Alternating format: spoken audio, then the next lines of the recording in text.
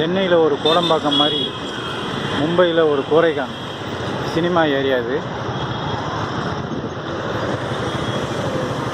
இது வந்து கோரைகானில்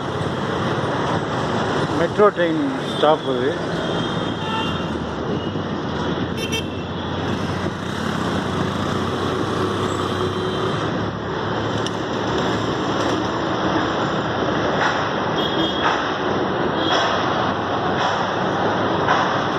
அனைவரும் பாருங்கள், மெட்ரோ ட்ரெயின் ஸ்டாப் இது.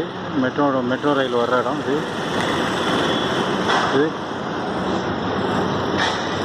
கோரைகான் மெட்ரோ ரயில் நிலையம் அது.